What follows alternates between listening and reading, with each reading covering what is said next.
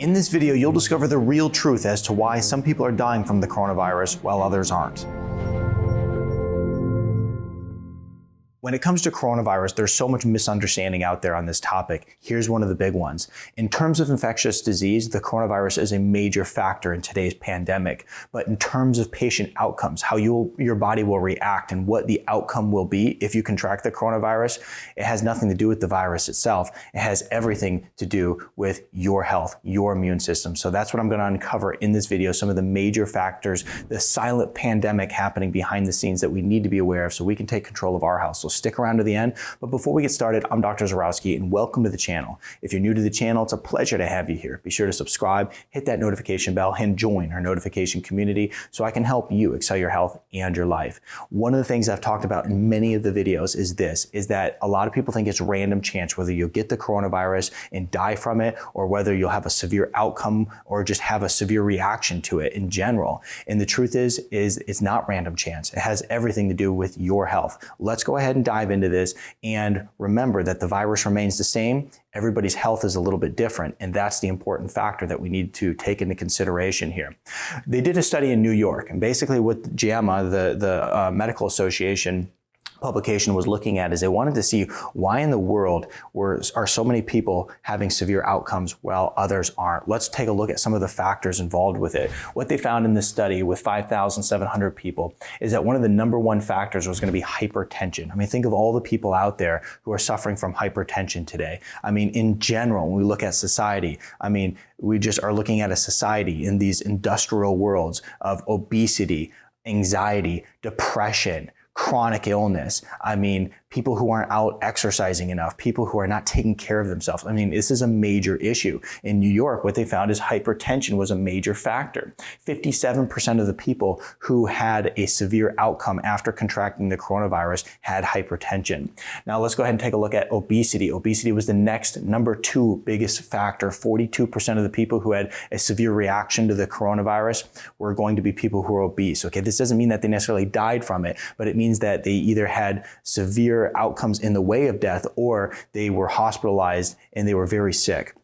Now, number three biggest factor is going to be diabetes. It's estimated that 34% of the people who had a severe problem with the coronavirus were diabetics. Now, when we look at diabetics in general, it's statistically proven that New York comes in at number 4 of having one of the largest populations of diabetics. Now, California's number 1, New York's number 4. They have huge population of diabetics. They also have a huge problem with the coronavirus.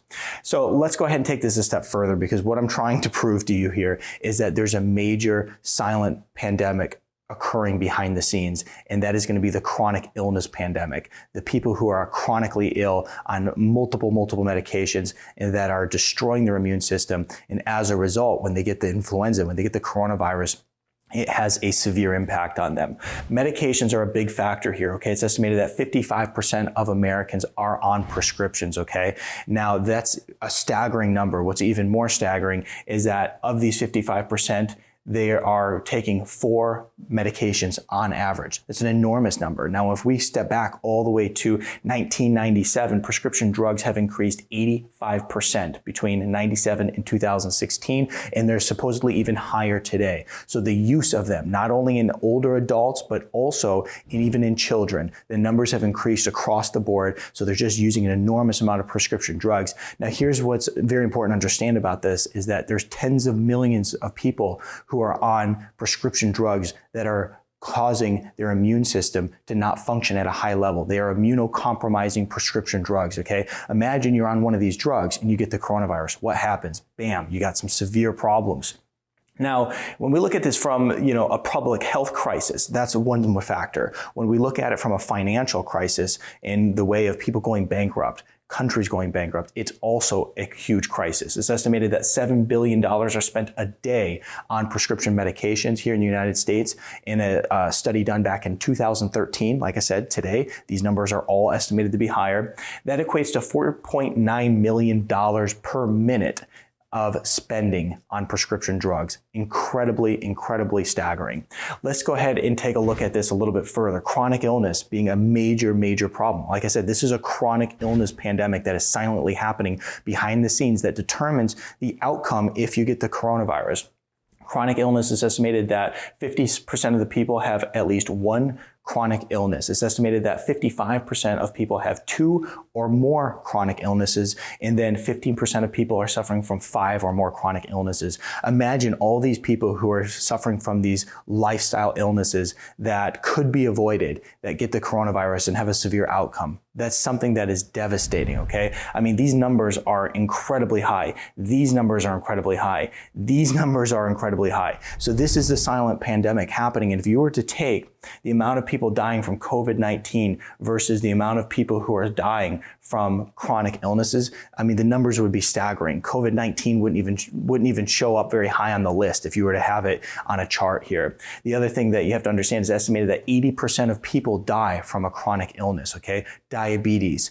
We're talking about rheumatoid arthritis. We're talking about all these different inflammatory conditions, all these different health crises that people are suffering from today. Okay, so what needs to be done now? I mean, when you look at a lot of the different governments' idea as to how to fix this thing, or even the major health institutions on how to fix this thing, what they're saying is mandatory vaccines, proper prescription drugs, make sure that we're able to track who has the vaccine or not. I mean, they're talking about a lot of scary stuff. They're talking about all these ways that they can fix this pandemic, but the truth is that one of the major pandemics that's happening right now is being completely ignored. The chronic illness pandemic, the lifestyle choices that people are making, the information that the government is providing people on how to stay healthy, the information that doctors are providing for people on how to stay healthy. This is a big deal to me because I spent the last 10 years of my life working on helping people get healthy naturally. And then when we look at the coronavirus, I mean, the only solution that many people are coming up with is a vaccine.